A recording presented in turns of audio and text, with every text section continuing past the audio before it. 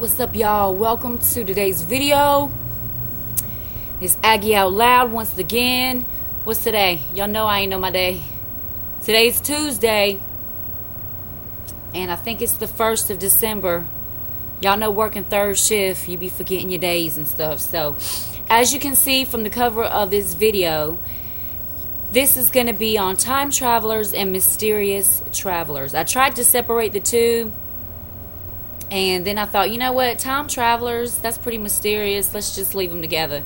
And for the sake of time as well. So, there's quite a few stories, not thousands or anything, but there are quite a few stories of what are known to be as time travelers. And so, or if you want to call them mysterious travelers. And so, in this video, I'm not going to discuss all of the people for time reasons, but I am going to make this a series, and this will be the first video on this series. Now, for those of you, I had to take a lot of notes because I don't have like a memory that can just remember every single word I ever read. So I have to take notes, okay? And until I get this new equipment, I won't be able to show y'all things visually. I'll have to speak about them. And then once again, I'll be getting the rest of my equipment in January, and which all my videos will be a whole lot better, and I'll be able to add graphics and show y'all the things that I'm talking about versus just telling it to you. So when it comes to time traveling, I did some research in the Bible to see what the Bible had to say about time traveling, if any.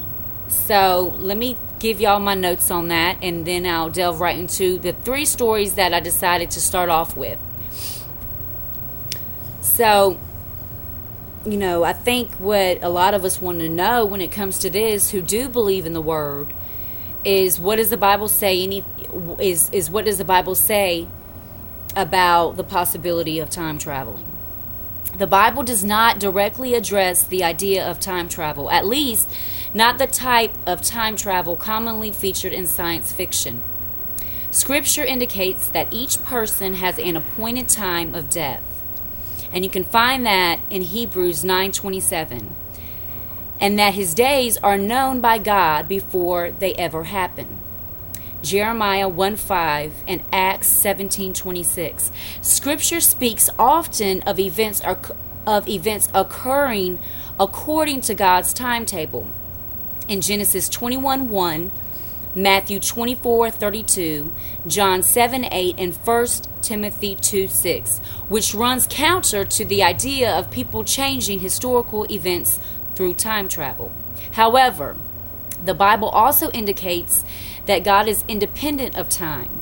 While this might not be as a literal type of time travel, it would be fair to say that God does not experience time in the same narrow way that human beings do. 2 Timothy 1:9, Genesis 1:1, and in Psalms 42:13, it talks about that. There are also instances in the Bible where men are granted visions of the future. In Revelation 1:9 through 11, and in Daniel 7:13 through 14. One could argue that John, for example, in the book of Revelation, had an opportunity to time travel into the future in order to observe the events of the apocalypse. Scripturally, however, we can't really say whether time travel is possible or impossible. Theologically, we have reasons to believe that whatever happens is under God's control, meaning any possible time travel by humanity wouldn't change or interfere with those plans. I got an email. Okay. It was a text message.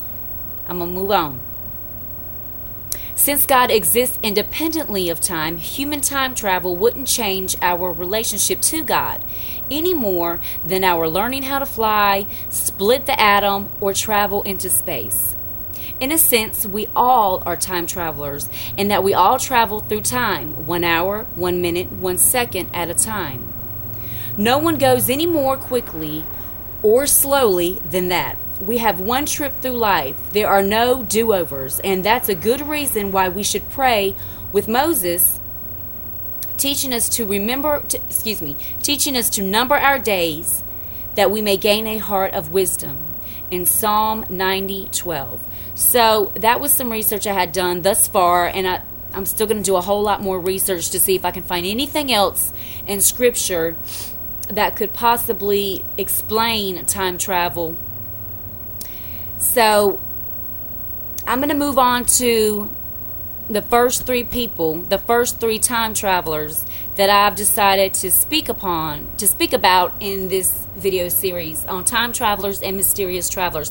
Now, some of these stories you may have already heard due to your own private research or whatever, but these are the first three that I picked to start off with. So I'm just going to go ahead and get right into it, okay?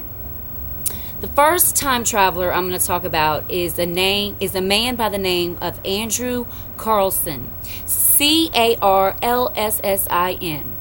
He was a stock trader on Wall Street who became extremely rich over a short period of time and who claimed to be a time traveler from the year 2256. Now, when you're finished watching this video, I really encourage y'all to do y'all's own research.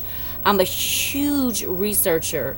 Anything mysterious, unknown, anything unexplainable, conspiracy theories. I do a lot of research, but I'm also an intellectual, so I will take it to a whole nother extreme and research it until I feel like there's nothing else I can figure out about this conspiracy theory or this mystery or what have you, and then I'll bring it to y'all's attention. I don't just go off of what somebody else says. I want to find the facts.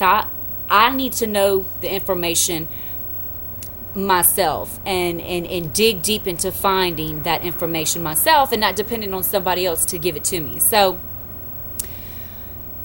here we go.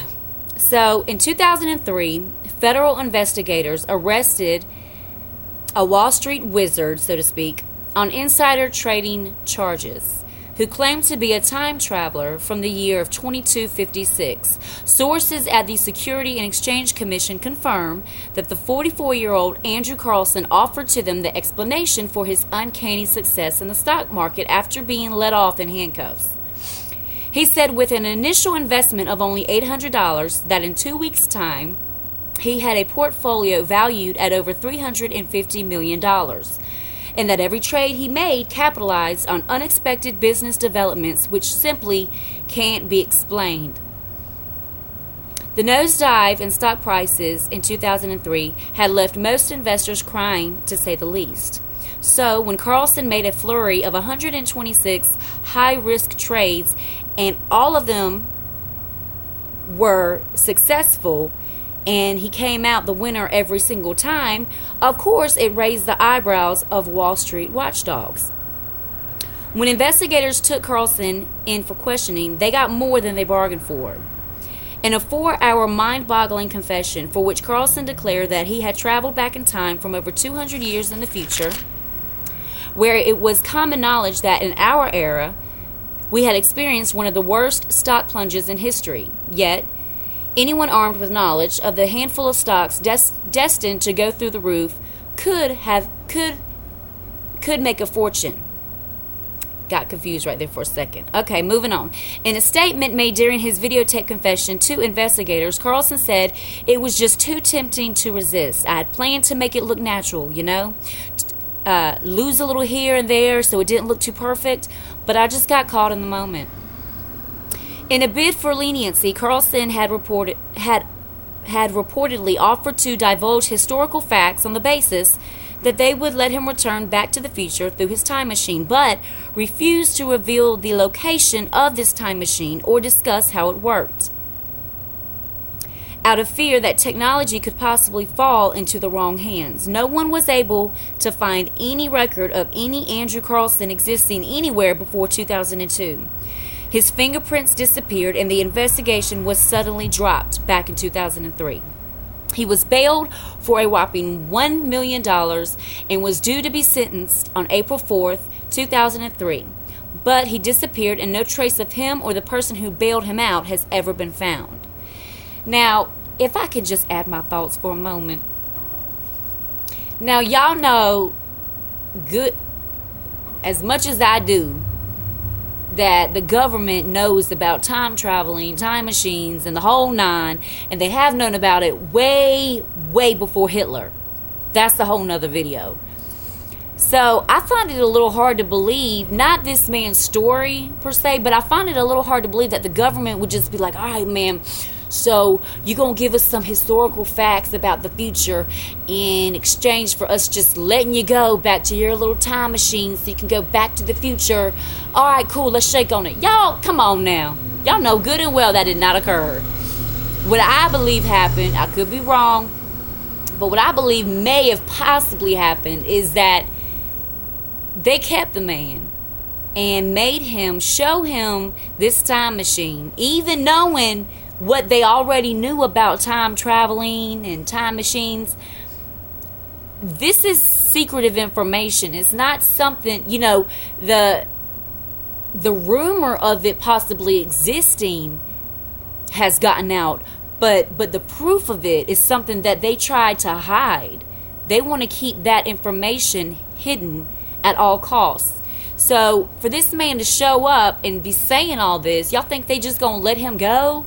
He could give them facts, historical facts about the future that never occur. You know what I mean? So of course they're gonna want to be like, we holding you hostage, player, until you show us this time capsule of where you came in and out of. So that's just my take on it. But I do have one more note to add to this story, and then I'm going to move on to the next one. Even more mysterious was the fact that no record was ever found of an Andrew Carlson ever being employed on Wall Street, and it was as if he never existed. So that's the story on Andrew Carlson. Feel free to look him up yourself and do some more research if you'd like, and or please add your comment below on what you feel about that specific story. I'm going to move on to the second time traveler, or mysterious traveler, whichever you want to call it. So this next story is on Jafar Vorin. His first name is spelled Jophar, Jafar. Last name Vorin, Vorin. Y'all can find plenty of information on him as well by doing your own research. So, as the story goes, appearing in an April issue of the British Journal back in 1851 was a story of a lost stranger who, when confronted, said his name was Jafar Vorin. He was found wandering and disoriented in a small village near Frankfurt, Germany. I'm sorry, y'all. In the year of 1851, having absolutely no idea how he got there. Along with speaking in broken German, the traveler also spoke and wrote in unknown languages he called Laxarian and Abramian. I'm sorry, I hope I pronounced that right. Abramian or Abramian. Abramian. He represented that he was from a country called Laxaria in an area of the globe called Sacria, that was separated from Europe by a vast ocean. His purpose for traveling to Europe, he claimed, was to seek out his long-lost brother, but that his last memory was of becoming shipwrecked somewhere along his voyage. Now, that's all I could find on Jafar Vorin. If anyone knows of more information, please tell me below, and I will look into it. This last case, is this my last case? No, these are actually 4 stories. My bad. Instead of 3, it's actually 4. This next, I'm not going to say, well, I guess you could call him a time traveler, but it's more of like a mysterious traveler. But anywho, I'm going to move on. This next case is of a man named Jerome, or at least that's what they think his name was. I'll get to that in the story. In 1863, an unidentified man washed up on the beach of Sandy Cove in Nova Scotia, missing both of his legs from what looked to be a recent amputation. Sources at the time said the man did not understand any of the major languages, and when asked who he was or what his name was, said the man uttered what seemed to be the name of Jerome, but wasn't speaking clearly enough to where they could say without question that that's exactly the name he said. It's just what it seemed to sound like. He could not indicate his origin, but locals did report seeing a ship of a type never before seen prior to his discovery. Jerome lived out the rest of his life in near silence, except for one incident where out of nowhere, two finely dressed women came to visit him. Now, let me just make a note right here and say this. I did a little bit more research into the story, and in the village he was living at this time back in 1863, the village people were quite upset that that they were having to pay taxes to help take care of this man. Yes, he had, no legs, and it was an unfortunate and sad situation as to how he was found, discovered, whatever. But back then, it wasn't like people had a lot of money unless you came from the wealthy class. So it makes sense why they would be a little upset about it, but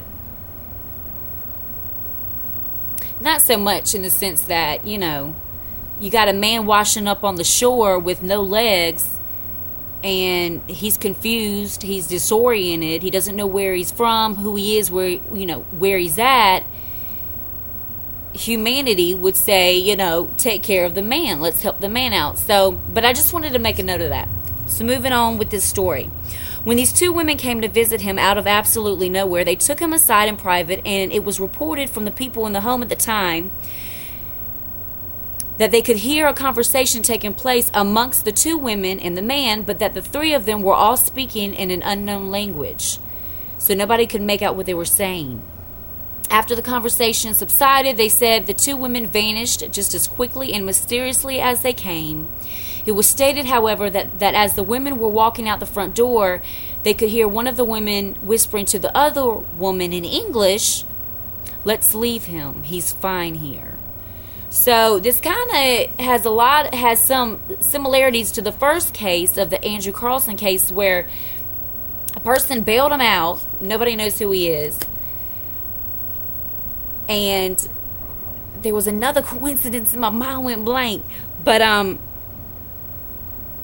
in each one of these cases, the point I'm making is, if you think about it,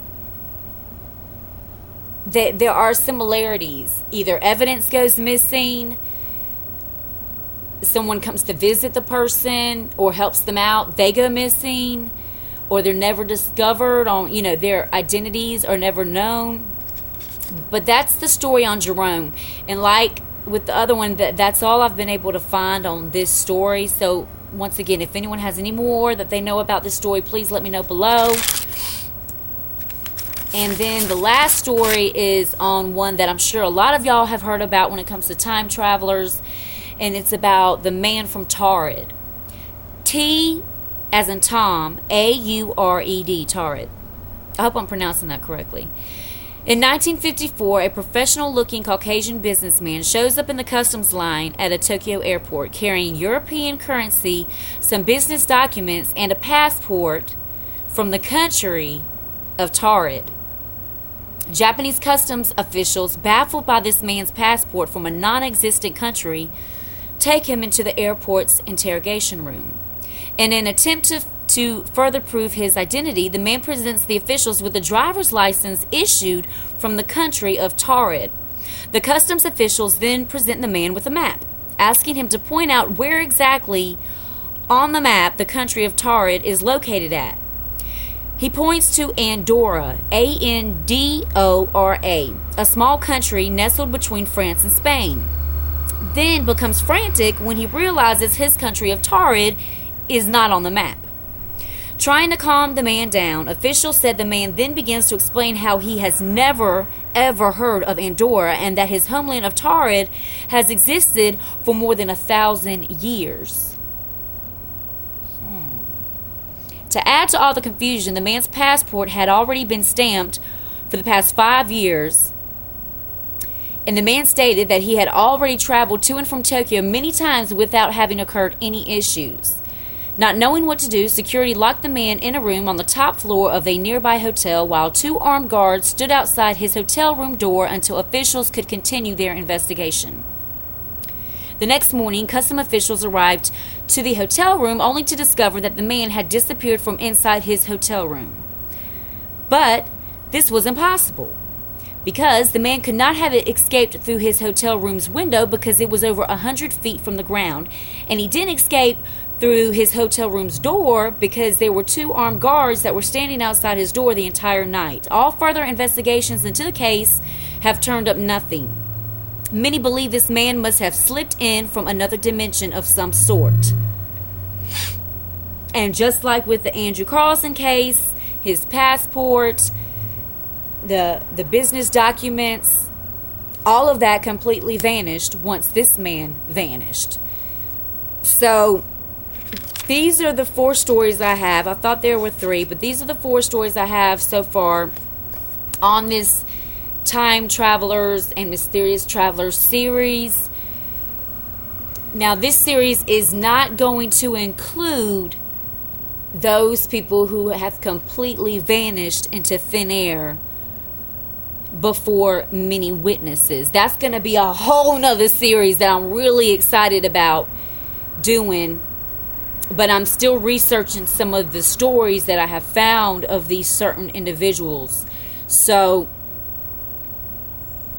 I'm really excited about that one. But I'm also excited about this one as well. I think a lot of us, or I think I can speak for the majority of people out here in this world, time traveling. Is it real? Can it really happen?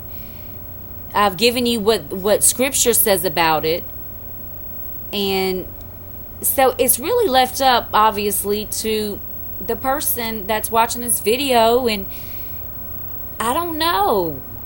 I do know that the government does have information about this. And so if that ever comes to light, that's not going to shock me at all.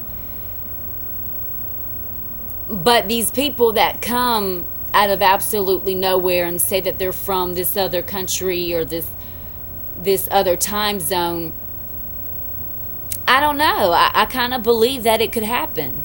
So I just wanted to get y'all's personal opinions about this topic. Please list them below. Don't forget to subscribe to my channel because I'm watching y'all. Like, share the video. And tomorrow I will give y'all some more stories of some more mysterious travelers or time travelers that I found. And we'll just go from there. I'm not sure how long this series is going to be about, because I do also want to get to those other stories about people that have vanished into thin air before several witnesses. And I might just have 2 series going on at the same time. But anywho, let me know what you think. Aggie out loud. And I'm out. Peace.